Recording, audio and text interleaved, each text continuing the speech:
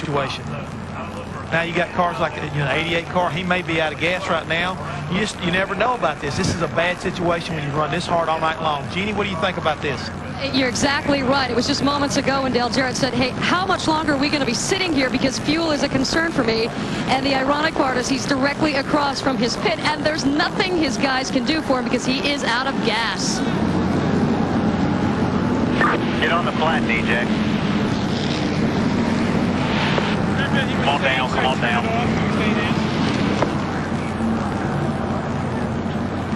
Quick lid around a little bit.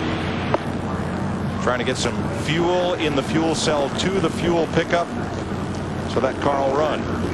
And the fuel pickup is in the right rear corner, so sometimes when you're not going at high speed and G-force is slinging the fuel over that corner, you won't pick up all the fuel. Dale Jarrett was on pit road at lap 282, which was about 113 laps ago.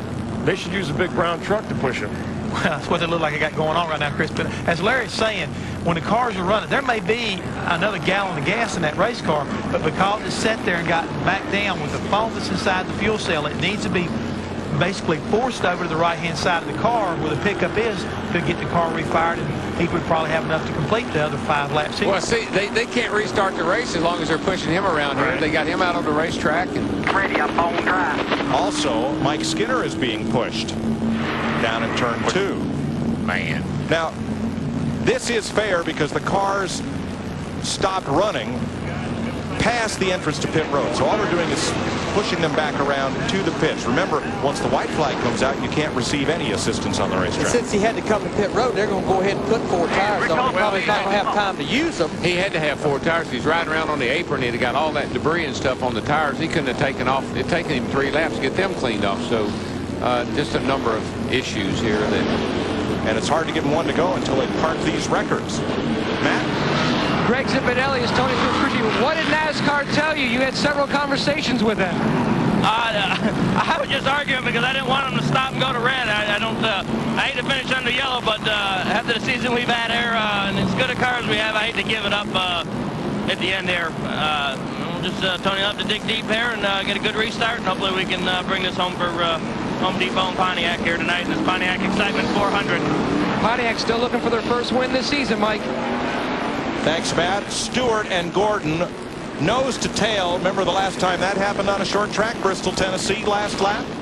Need I remind anybody? No, but could be a replay because I believe Gordon on the restart. I believe Gordon on the restart is going to be a little bit better than Stewart.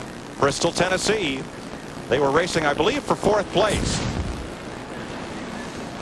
during the race and afterwards. We have received the 1 to go. We're going to have a 2-lap shootout. Remember, single file restart. You see these guys wiggling these cars back and forth, Darrell. That's so important because they got to get these tires cleaned off. Got to get the tires cleaned off. They're low on fuel. I mean, so many things you have to take into consideration when you leave the cars out there like this. A lot of people had headed for the parking lot, and the caution came out. They've all run back in. They've not gone to their seats. They have lined the fence to see what happens in these final 2 laps. Well, this is an ingredients for a disaster. And guys, don't forget, I know we only got 2 laps to go, but that car in 4th place, that yellow car, Steve Park, remember, he has a little fresher tires than anybody, and he was fast. I don't know if he was as fast as Tony Stewart, but he was definitely better than Rusty Wallace that's right in front of him. Yeah, he might be able to get by Rusty, but I don't believe he can get by all the way to the front, unless these guys really get crazy down here. Stewart easing it, bringing them slow off turn 4, and now he's on the gas. And we've got just 2 laps. Gordon got a terrible restart. I believe he spun the tires when he took off. Rusty Wallace pulls to the inside. That 2 car, Steve Park's coming. He carries him all the way up. Park's right there. Wrecking down the front. They stay green. Todd Bodine got spun, but we keep going. We're under green with 1 lap to go, and they come back.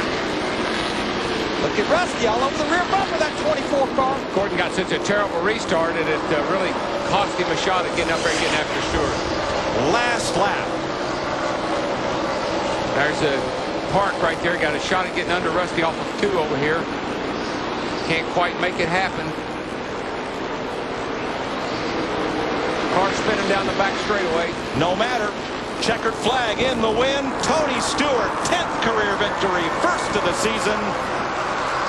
That was Elliott Sadler spinning down the backstretch as a lot of wild things happened in the last 2 laps. Well, that's basically what that's all about. When you stop them over there and get them lined up like that for a shootout, that's just kind of a preview of the next week's race, Winston, coming up. Tony Stewart's first win came here at Richmond in September '99. In his last 3 races, a win, a 4th, and a 2nd. This is Rusty Wallace. He's pointing at Jeff Gordon. They've been side by side ever since they checkered flag, having a little conversation with each other. Good job. Good job. Short tracks, short sprint to the finish equals short tempers. Yes, it does. And of course, what happened there again, Gordon didn't take off. I think he spun his rear tires. That let Rusty get alongside of him going down in the first turn. Got old tires on the cars. They kind of got together down there. That's just one of those racing things. I don't believe anybody should be upset about that. Well, donuts, crawlers, just smoking up right down the straightaway. That thing will never make it if he keeps winding up like that. Yeah. Oh, me.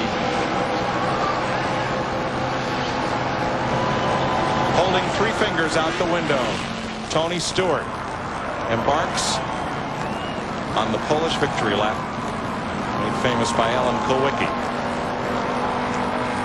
as he salutes the memory of Dale Earnhardt and celebrates his first victory of 2001. This is after the race. Ooh. And he gives him a little tap. Oh, he brake checked him. And Jeff's arms out the window. And there's Rusty's response. Steve?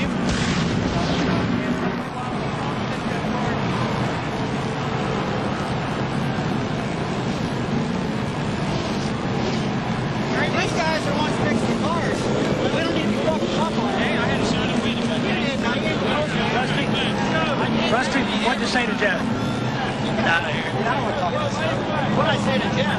What's that mean? Just now. Talking to Jeff Gordon.